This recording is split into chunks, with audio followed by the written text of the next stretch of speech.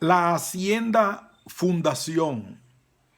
segunda parte, una obra de Guaroa Ubiñas Renvil.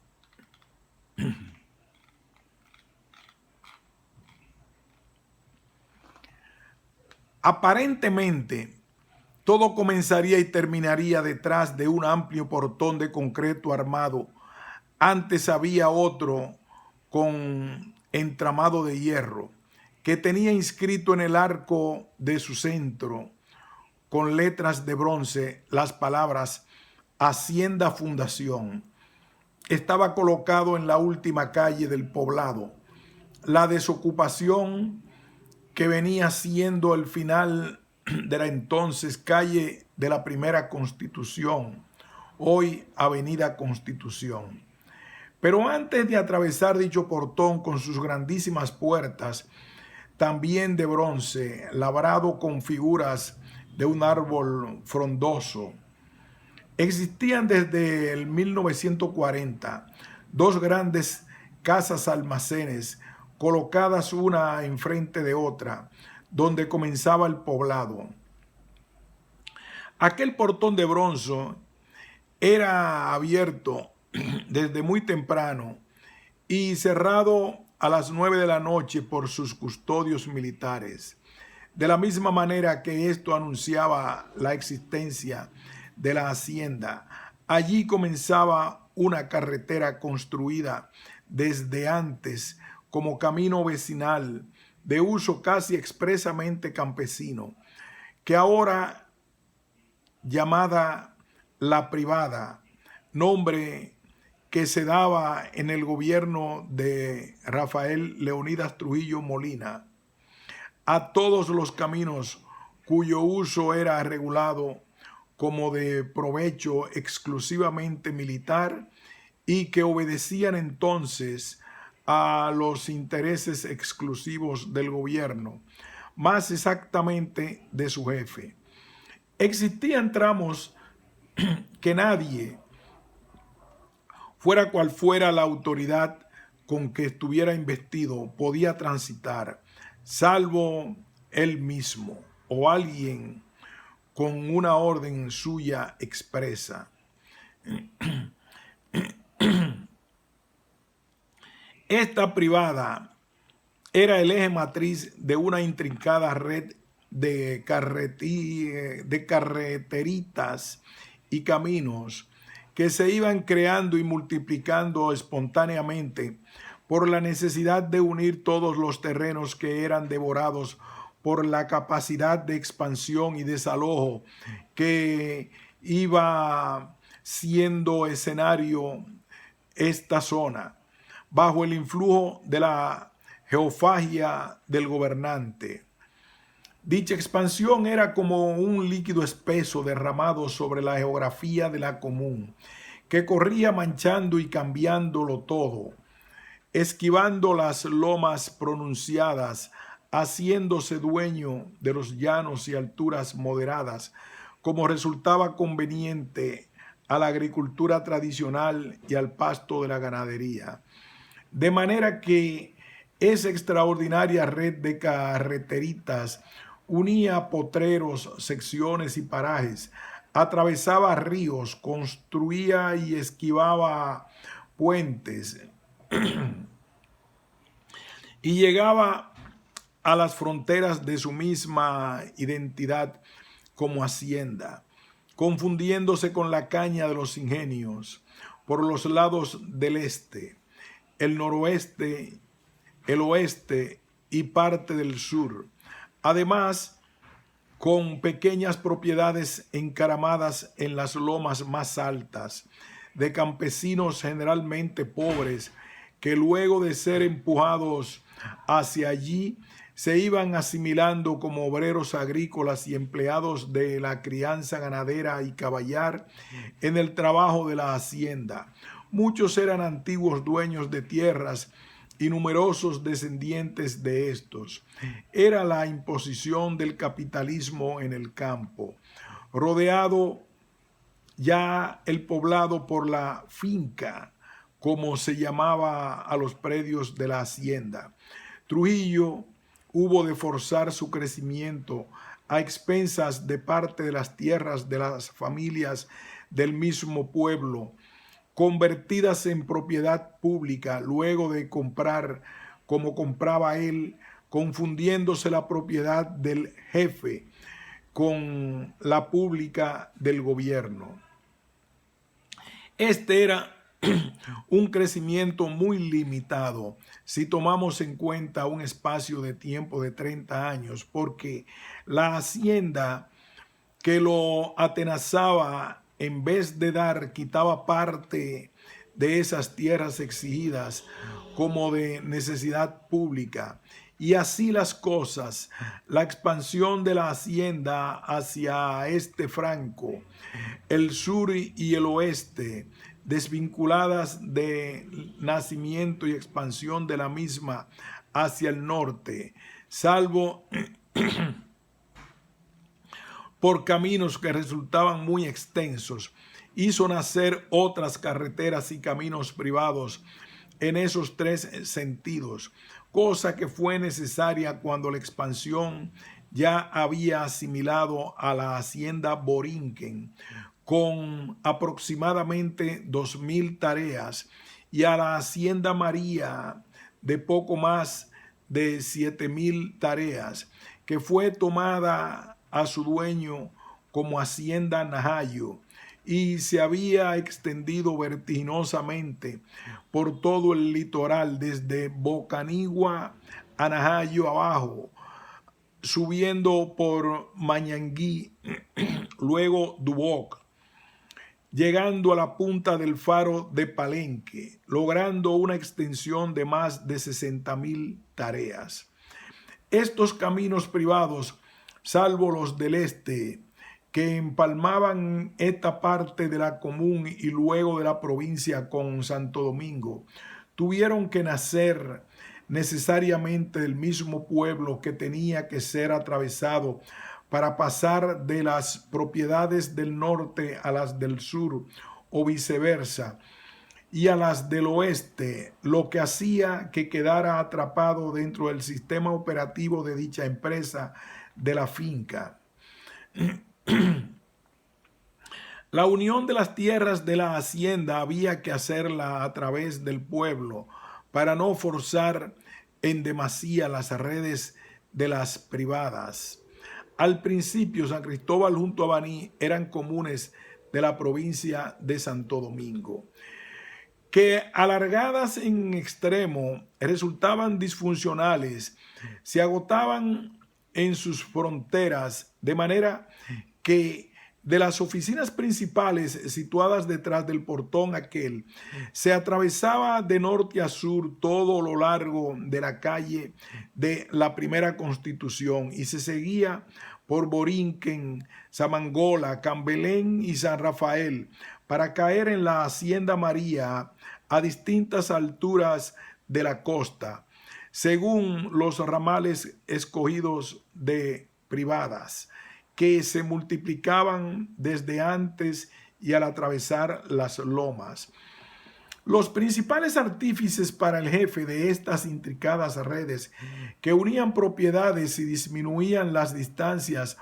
para llegar a las lecherías, los bañaderos, los sitios de control o de intereses varios para el sistema operativo de la hacienda, fueron además de las huellas de las vacas, que son la génesis de todos los senderos campesinos en la zona, los señores Rafael Ñoño Urbáez, un hombre relacionado desde su infancia por lazos primarios con la familia Trujillo Molina, capaz de manejarse en el uso de la dinamita, el señor Amable Perdomo de Zainaguá, que sabía de eso, y otros entre los que se encontraban Vigil Carvajal y Máximo Puello. La integración económica y operacional de esa empresa aumentaba el protagonismo del poblado, ya que cuando era conveniente que parte del ganado y la animalada estuviera de un lado o de otro, Lo que había que trasladar se trasladaba por el centro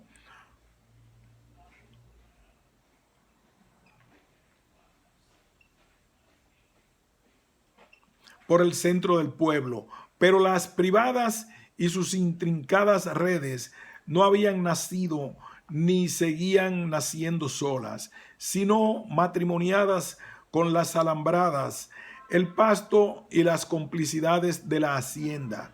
y más que nada con la noción de propiedad privada sobre una tierra lograda con el concepto de tierras comunales, sin ningún valor que no fuera el de su productividad y laboreo. Nacía también con los cuarteles del ejército, postas, puntos de cohesión y chequeos, el alargamiento de las jornadas de una seguridad militar, la patrulla, que cubría la vigilancia y protección de las propiedades y del jefe dentro de las alambradas, en altos mulos. Los militares entonces actuaban como empleados del dueño. No existía el guardia privado, sino el militar. Los civiles eran enganchados para esos fines y hechos militares de la noche a la mañana. Estructuras físicas y administrativas. Todo aquello tenía necesariamente que encontrar con una infraestructura y pasado el portón. Lo primero que veíamos era unas 14 o 16 casas, a la derecha de las cuales habían aproximadamente 8 muy amplias de madera techada con zinc. De esas solo queda una que está muy deteriorada con su estilo original y 3 de concreto armado, entre las que estaba la oficina. A su lado 3 casas de madera, en una de las cuales vivió luego un filipino que era disque experto en reforma agraria. Luego de todo esto, una llamada casa amarilla de concreto y otra confortable, donde se mudaban los administradores, que eran considerados más finos o más honorables con sus familias, porque los demás, que eran llamados administradores de campo por estos mismos testigos, vivían en una casa de madera de 2 pisos al lado del llamado Corral de Vara, sitio que ocupa el actual parque del barrio Villa Fundación, en la cercanía de El Cruce, que va a la Toma, por donde estaba la cuadra de los caballos. En las casas de la entrada vivieron a veces algunos militares, veterinarios y empleados considerados importantes. Enfrente, o sea, atravesado el portón, mirando a la izquierda, al principio estuvo el primer establo o lechería, exactamente donde ahora queda un parquecito, junto a los talleres de transportación, los cuales tenían un personal exclusivamente militar de mecánicos y choferes. También estaba en ese entorno la bomba de gasolina y de gasoil. La Hacienda Fundación, a pesar de ser un coto prácticamente cerrado de Rafael Leonidas Trujillo, la cual apenas visitaron sus hijos y que fue construida y diseñada a su gusto y voluntad, estaba a nombre de su esposa, María de los Ángeles Martínez, y contaba con que todas las cosas importantes debían pasar por la oficina particular del Generalísimo en Santo Domingo. La misma tenía un administrador, un jefe de oficina, contadores, encargado de ventas,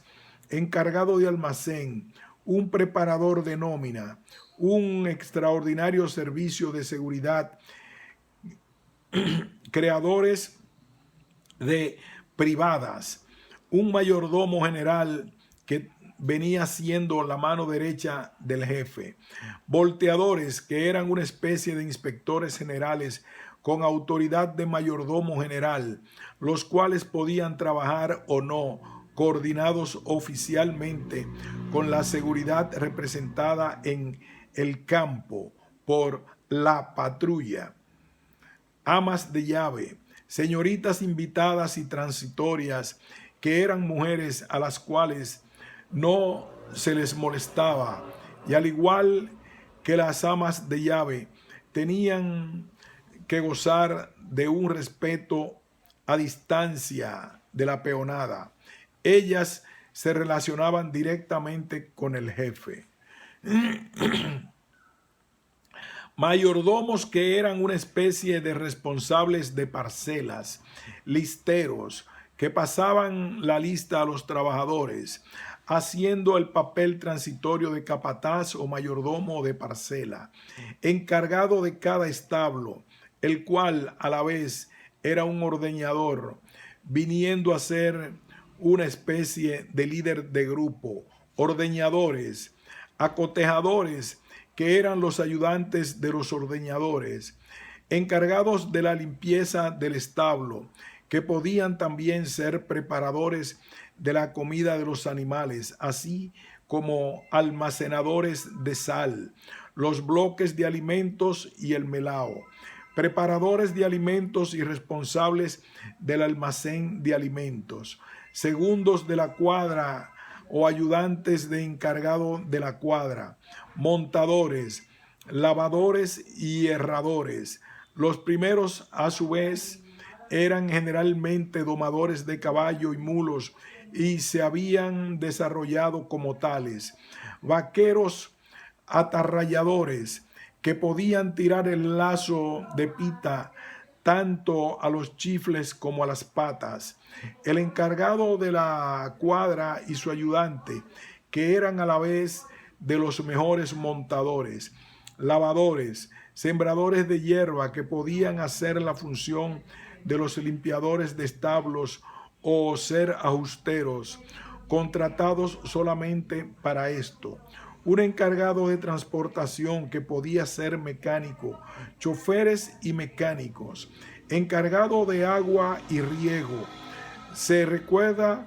como encargado de ello al señor Rodríguez Santo, Rodrigón.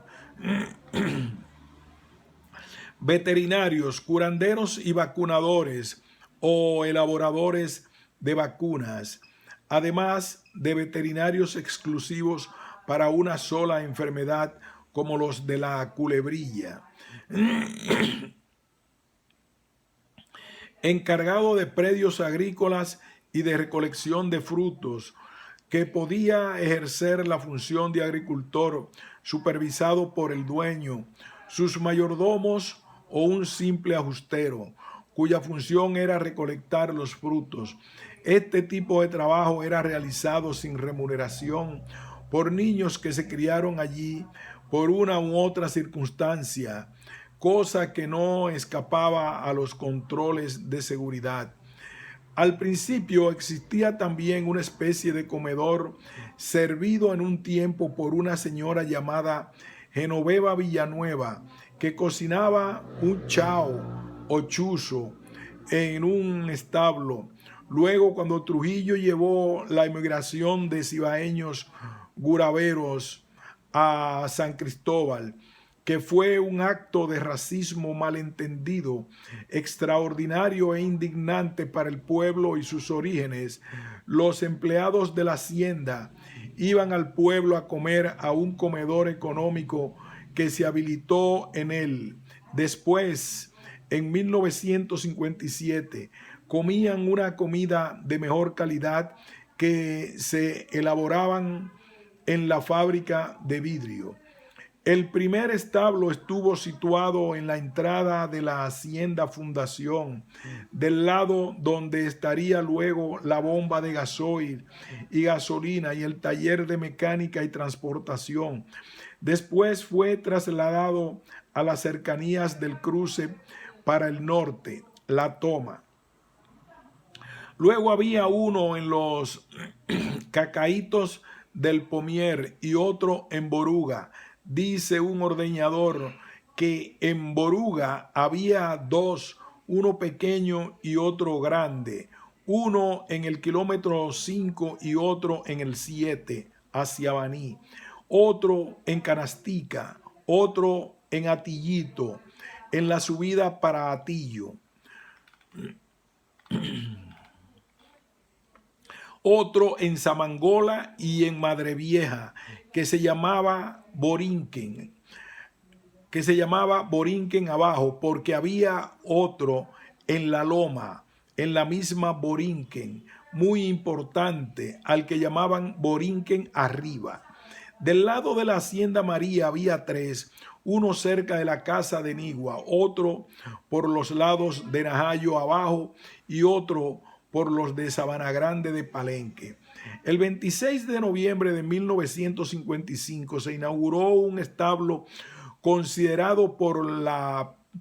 prensa trujillista el más moderno de todos los países de la región, con capacidad para 416 vacas de ordeño, al mismo tiempo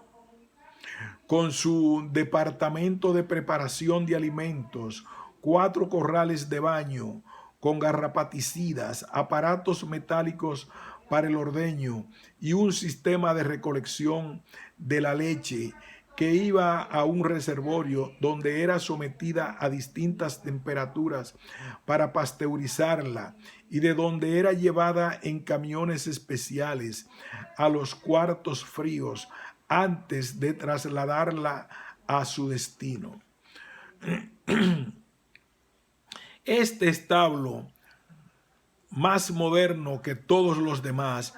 fue regalado a Trujillo por la compañía norteamericana Elmhurst, cuyo dueño era Mr. Hogan. Cuenta el veterinario Otto González, ahora con 87 años, que era mandado a buscar a la Hacienda Fundación cuando el jefe se sentía molesto con los de allá y que al hacer este establo se le llamó también, dado su facilidad con el inglés, que acabado el proceso constructivo, detalles como el lavado de las vacas, las necesidades de saber usar los aparaticos extractores de leche, ordeño mecánico y otros entorpecían el trabajo, y le dijo a Trujillo que comenzaran ordeñando solo a 50 vacas a la vez, a lo cual accedió, pero al ver que siempre había problemas, dijo algo como: dejen esa vaina y sigan como estaban antes. Realmente muchos ordeñadores no sabían colocar los aparaticos en los pezones de las ubres de las vacas, ocasionándoles con frecuencia infecciones, mastitis. Esta inauguración incluyó la de 15 casas dobles de 2 niveles para los empleados del establo,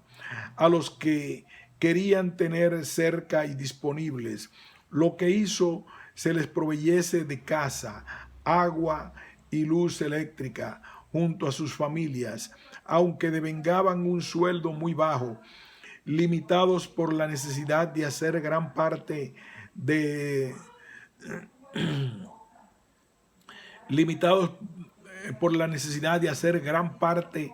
su aprovisionamiento en la bodega de Luis Gordon, que se encontraba en una casa del entorno y pertenecía a la misma hacienda, para lo cual les daba una cartulina o papel muy grueso donde anotaba cada consumo para descontárselo de los sueldos. Nos daban una cartulina con la cual hacíamos la compra de la casa, dicen los trabajadores, lo cual rememora el sistema de vales que se había visto en los ingenios. La ganadería. El símbolo visual de la ganadería en la Hacienda Fundación para el dominicano común fue la presencia de la hierba pangola, una gramínea de origen sudafricano que fue traída al país en 1953, posiblemente por Manuel de Moya, la que resultaba más resistente y nutritiva que las demás, y que el preparador de alimentos, el señor Candelario, que vive en el barrio Moscú de San Cristóbal, divide en una más fina y otra más gruesa, y dice que la finca era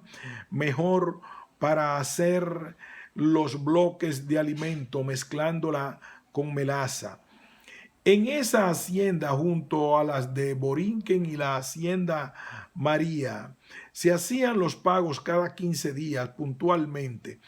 Tenían una población de más de 70,000 cabezas de ganado, mayoritariamente de pura sangre, y sus cruces de carne, las cuales las más conocidas eran las Brahman, Santa Gertrudis, Pardo Suiza, Holstein, Cebú y Jersey. Algunos de estos animales fueron comprados a $40,000 cada uno. En el 1936, Trujillo había adquirido para la Hacienda Fundación 20 novillas y 5 toros Aberdeen Angus. En el 1949 compró en el Rancho Texas un gran hato de Jersey, además de 55 Holstein y 55 pardos suizos. A estas debemos agregar la presencia, tal vez no computable, de ejemplares resultantes de uno que otro experimento, como unas vaquitas pequeñas que fueron traídas de los sitios fríos de Europa y que parece que fueron diezmadas por el calor, teniendo que ser trasladadas a Constanza. O tal vez sean los 53 animales Shorton traídos desde Chicago por Trujillo en 1941, que envió a una finca que tenía en una zona muy fría de San José de las Matas. Al principio las vacas eran criollas y después del 1945 comenzó a llegar la población extranjera. Según la percepción de un obrero de la hacienda, había vacas que daban de 15 a 20 galones de leche al día, ordeñadas hasta 3 veces, aunque la costumbre era ordeñarlas 2 veces al día, de 4 a 6 de la mañana y de 4:30 a 6 de la tarde. Otras daban muchísimo más, teniendo cada peón que ordeñar a aproximadamente 40 vacas de las 250 que se ordeñaban en cada establo. Cuando fabricaron los 2 establos de la compañía Elmhurst, que eran muy grandes, cementados y con palizadas de madera, se necesitaban más de 100 ordeñadores. En esa época fue que comenzaron a quitarles los becerros a las vacas a los 2 días de nacidos para alimentarlos manualmente. Se les sacaba el calostro a las vacas y se alimentaba a los becerritos con biberones. El veterinario Otto González dice que una forma de ordeñar era poniéndole a la vaca el ternero a su lado, de manera que su presencia estimulara la producción de leche, pero que algunos ordeñadores no tomaban en cuenta que había que dejarle a la ubre una porción adecuada de leche para el becerrito, y que al dejarle muy poca leche, muchos se ponían anémicos, enfermándose de bobera, presentando síntomas como diarreas y sufriendo enfermedades infecciosas. El caso contrario era el de malos ordeñadores que no ordeñaban a las vacas lo suficiente, les dejaban mucha leche y luego los becerritos se agitaban de tanta leche que jalaban. Se recuerda la época en que comenzaron a usarse los aparaticos ordeñadores para ordeñar a las vacas de manera más moderna, pero se comenzó a notar que a muchas se les dejaba demasiado tiempo puesto y les sacaban sangre. por lo que se dejaron de usar. Hemos explicado antes que algunos ordeñadores nos han comentado que era debido a que no los sabían poner bien. Una gran cantidad de ordeñadores habían sido traídos del Cibao, muchos de la zona de Estero Hondo y algunos de La Vega, debido a que allí existía una cultura ganadera y lechera más amplia, y según el señor Juan Tomás Montás, también a razones políticas. Recuérdese la diferencia en la actitud de los campesinos de Maimón en comparación con algunos de Estero Hondo, que demostraron un extraordinario nivel de agresividad contra los expedicionarios que vinieron en el 1959, hecho que en alguna medida se debe a estos lazos, al extremo de que la actitud de Trujillo, al enterarse sorprendido de que aún existía un foco guerrillero en Maimón a los 3 meses del desembarco, fue la de ordenarle al general Juan Tomás Díaz que llevara hombres de Estero Hondo a Maimón, dada la fama de guapos que se les atribuía, orden que éste cumplió. De cualquier manera, además del interés que existía en conseguir gente de la zona norte del país, también lo había de contratar al personal de Juancito Rodríguez, que operaba en el Cibao Central. El señor Humilde López, que fue traído con apenas 16 años de Estero Hondo, había logrado contratar gente de su confianza, tanto de ese poblado como de sus alrededores, familiares, amigos y recomendados por estos. Testimonio de Humilde López. Algunos ordeñadores del Cibao consultados nos han explicado que los que llegaron a la Hacienda Fundación primero que ellos los fueron a buscar. Humilde López, que ocupó varios cargos en la Hacienda Fundación y llegó a administrador de la María, refiere que en una oportunidad escuchó a Trujillo exclamar encolerizado que los sancristoberos no sabían nada de ganadería. Hay que recordar que Rafael Leonidas Trujillo nunca estuvo vinculado a la ganadería de su área natal y que esta población, fundamentalmente agricultora, si bien era poco apreciada para la ganadería, fue la que tuvo el mayor desarrollo en asuntos relacionados con la mecánica y luego en la tecnología en la armería que establecieron al lado de la Hacienda Fundación.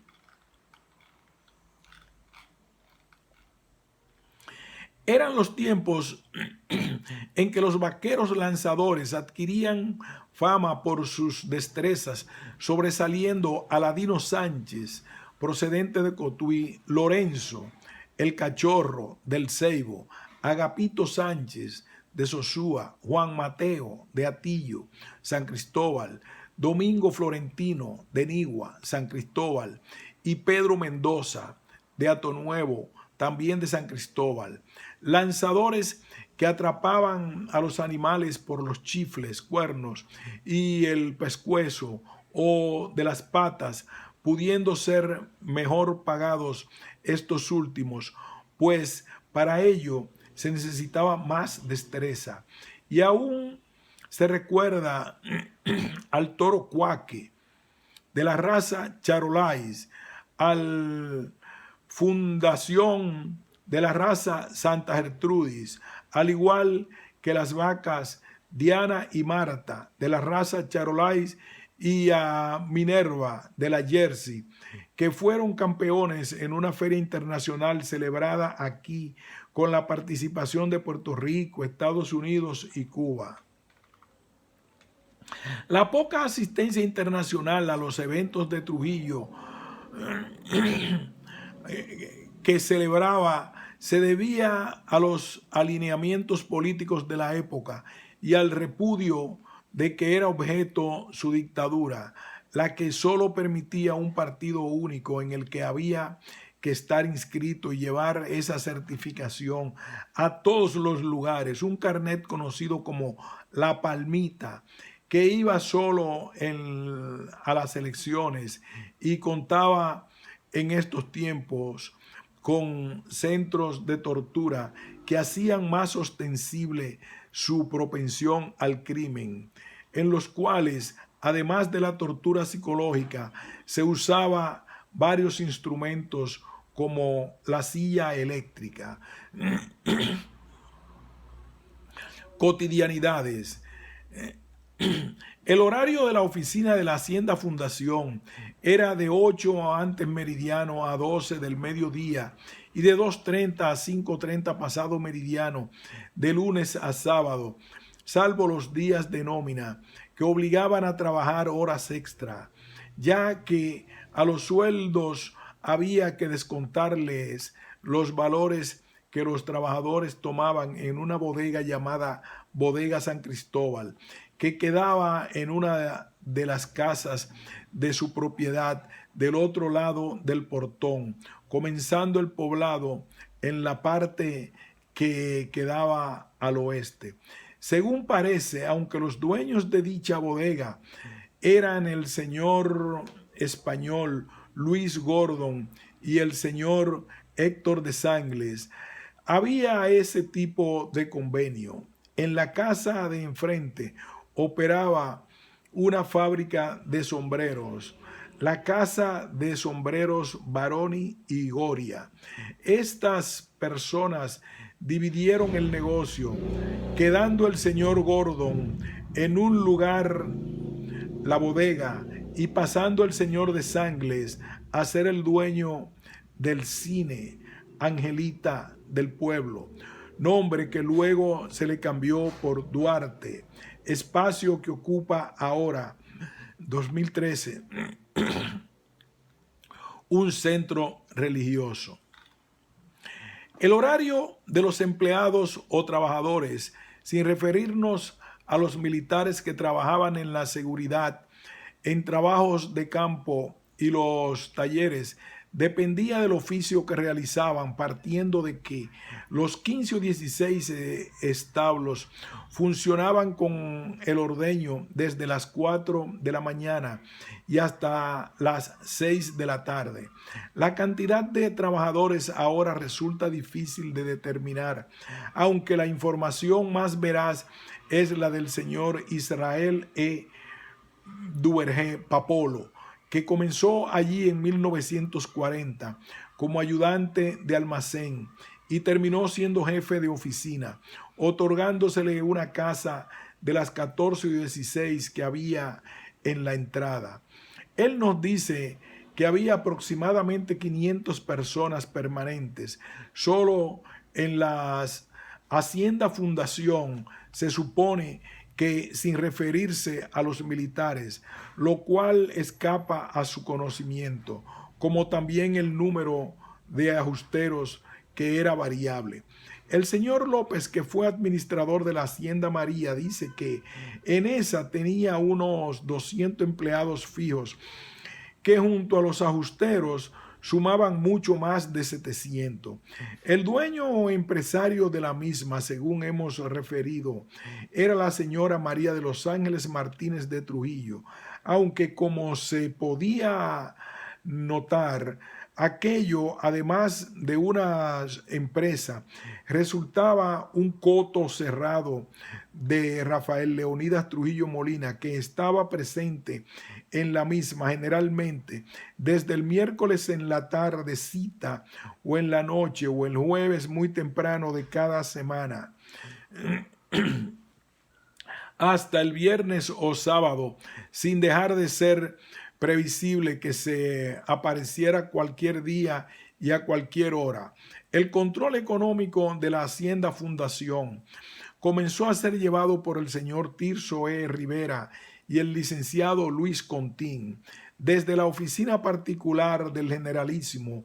con su sede en la capital, Santo Domingo. entonces Ciudad Trujillo, desde donde se manejaban todas sus empresas. Rafael Leónidas Trujillo fungía teóricamente como administrador general y devengaba un sueldo quincenal de 1,500 pesos, que no se hacía a su nombre, sino en el de Benita Sepúlveda, un enigmático personaje procedente de la zona rural de Monteplata, persona de su confianza que era el ama de llaves de una casa ubicada sobre una colina en el centro de la hacienda, de la cual hablaremos luego, conocida como la Casa de Caoba. Esta señora, que entrevistamos a su más de 99 años, 2011, inválida y con una pierna amputada a causa de la diabetes, aún refería con mucha discreción sus excepcionales y ricas experiencias. Ese cheque del salario mensual, ella debía utilizarlo para cubrir los gastos de dicho lugar, que era donde vivía Rafael Leónidas Trujillo durante sus estancias en la Hacienda Fundación, gastos que tenían que ser reportados ordenadamente todos los meses. Durante la estadía del contable Sabiñón se llevaba allí una contabilidad diaria de gastos y ventas que era revisada por los viernes a las 3 de la tarde, de manera que hasta el gasoil y la gasolina consumida por sus funcionarios era supervisada por medio de un papelito, de igual manera que los lazos de pita que usaban los vaqueros, manteniendo el dueño una vigilancia estricta de todo lo que allí sucedía, encontrándose algunos de sus administradores, de los muchos que pasaron por allí, con que existía la posibilidad de ver llegar un camión marca Mack o Catarey a la casa donde habitaba junto con un grupo de militares en actitud de mudarlos, una réplica de los famosos plazos de 24 horas para que se mudaran que les llegó a dar el jefe a un buen número de familias que vivían en San Cristóbal, con las cuales en un momento determinado se sintió molesto por las más diversas razones. Los primeros camiones de ese tipo que se trajeron, que fueron 6 o 7, se encontraban en el taller que estaba frente a la oficina. Luego, cuando sumaban 208 y eran utilizados en la industria del azúcar del 1950 en adelante, se encontraban en otro taller en Hato Nuevo, y la gran mayoría pertenecía al Central Río Jaina, destacándose en el arreglo de todo tipo de aparatos pesados. Un equipo de mecánicos procedente de la familia Suero, del sitio de Atillo, San Cristóbal. El taller que se encontraba en la entrada de la Hacienda Fundación, en un tiempo tuvo como encargado al cabo del ejército Ulises Almonte, quien en 1954 participó junto a su compañero de trabajo Eudes Maldonado en el asalto espectacular a un banco en plena era. El método de usar el trabajo de militares y civiles se mantuvo, según pudimos constatar, tanto en la parte norte de la Hacienda Fundación como en la que correspondía a la Hacienda María, ya que nos fue explicado muy detalladamente de manera semejante y por separado en ambos lugares. Indudablemente los empleados de los establos no tenían idea de la relación comercial existente entre el ganado de carne y la creación en 1937 del Matadero Industrial Dominicano, que primero fue estatal, luego perteneció al ayuntamiento y después a conocidos asociados de Trujillo. Este era el lugar a donde iba a parar la mayoría de la carne de la Hacienda Fundación. Estos trabajadores no conocían el proceso de interrelación de las propiedades que se daba en la medida en que Rafael Leonidas Trujillo se hacía dueño de más y más ingenios u otras empresas en el interés de aprovechar la mano de obra y los espacios en su beneficio, ya que sus conocimientos se limitaban al trabajo que realizaban. Pero en esta interrelación dentro del poder, los ingenios llegaron a convertirse en los proveedores de carne vacuna y la Hacienda Fundación se especializó como centro de la guardería de leche de la de la seguridad, tanto de ella misma como de estos ingenios. Allí numerosos oficios eran realizados por el Ejército Nacional, por militares o personas enganchadas a militares.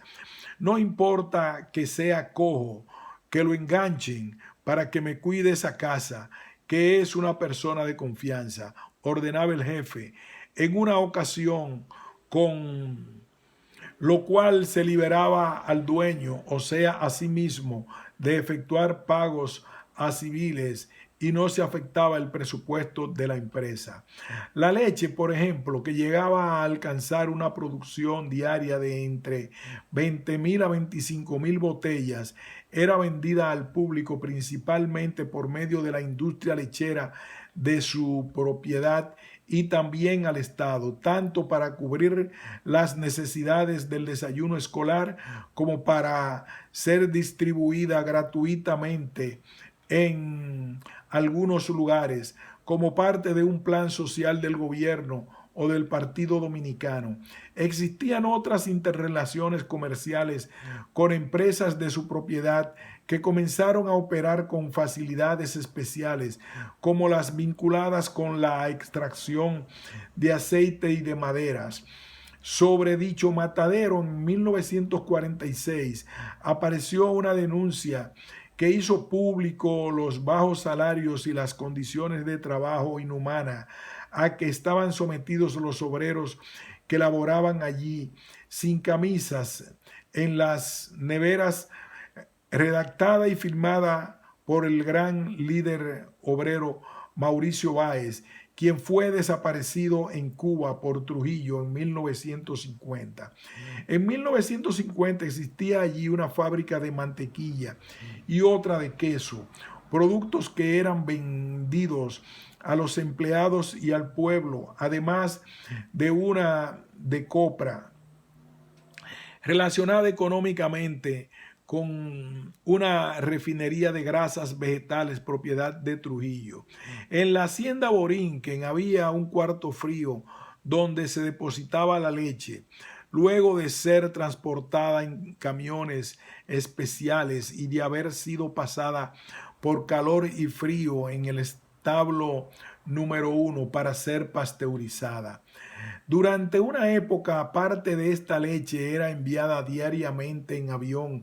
a Puerto Rico, en donde era vendida para suplir las necesidades de la población. Otra de las actividades de la Hacienda Fundación era la compra y venta de novillas, caballos y mulos, para lo cual se especializaban algunas de sus zonas en producción y cría, siendo sus mejores clientes los hacendados venezolanos que compraban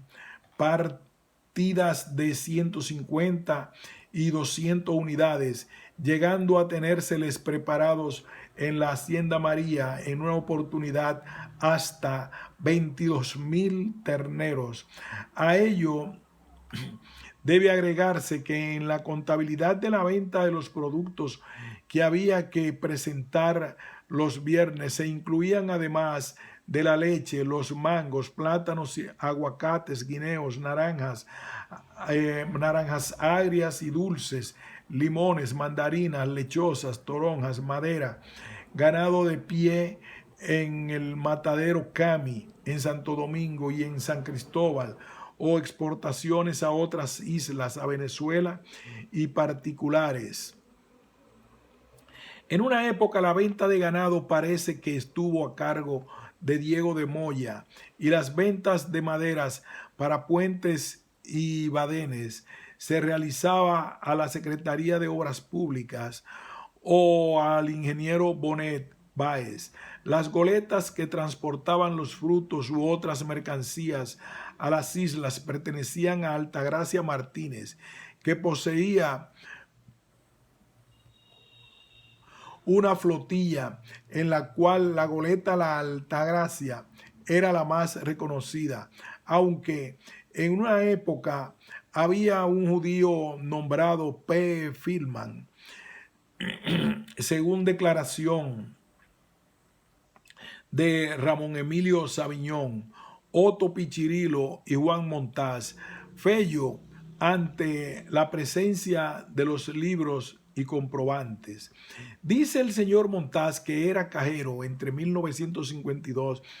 y 1954 aproximadamente, que esta señora Altagracia compraba muchos frutos, especialmente mangos, aguacates y plátanos, para llevarlos a las islas en sus goletas, y que generalmente pagaba $1, moneda a la cual se le daba entonces muy poca importancia. Allí iban a parar también los billetes y los comprobantes de las exorbitantes exportaciones de café y cacao que hacía el país, depositados por el encargado de aduana, señor Erasmo Novoa, que eran trasladados a la Hacienda Fundación en algunas oportunidades y en su mismo automóvil, muy infortunadamente, por el mismo general Anselmo Paulino. Refiere también Montaz que, siendo allí cajero, le preguntó una vez el señor Luis Soto, que era el contador, que cuál era la ganancia anual de la Hacienda Fundación, y éste le dijo que de un poco más de 600,000 pesos, que ese era el beneficio. Estilo de dirección de Rafael Leonidas Trujillo en la Hacienda Fundación. Para tratar de comprender el comportamiento de las partes, el de Rafael Leonidas Trujillo y el de sus subalternos en la dinámica de la Hacienda Fundación, resulta interesante y necesario comenzar este capítulo creándonos una idea exacta del contexto en que se desarrollaba la relación entre estos, e ilustrarnos luego con la propuesta de los psicólogos sociales alemanes John French y Bertrand Rabin, que mencionan 5 categorías de poder donde se relajan y se reflejan los diferentes recursos sobre los que se apoyan quienes lo ejercitan, agregándose una 6ª categoría, que es la relativa a la publicidad, que en este caso estuvo profusamente presente a su favor durante más de 30 años y que remite a sociedades sometidas a una propaganda tan arrolladora y tan permanente en una misma dirección como en este caso, apenas tratado en España, del sanguinario dictador Francisco Franco. Las llamadas fuentes de poder aquí mencionadas son: poder legítimo, un poder delegado por una organización o por una sociedad. Poder de referencia, se refiere a la capacidad de determinados individuos para persuadir e influir en los otros. Está basado en el carisma y las habilidades interpersonales del que ostenta el poder. Las personas sometidas lo toman como ejemplo. En este caso, como es obvio, la persona en busca o que detenta el poder se puede esforzar o se esfuerza en promoverse como depositario de las actitudes, conceptos y costumbres de los más, que lo hace simpático. Poder experto es el que se deriva del conocimiento y habilidades reconocidas de la persona. En este caso, trabaja en ser reconocido como capacitado para tener el poder al que aspira o detenta. Poder de recompensa es el que depende de la capacidad del individuo para otorgar recompensas materiales,